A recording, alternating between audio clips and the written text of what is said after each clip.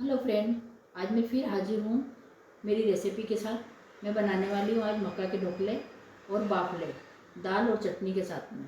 आइए हम banana start करते हैं।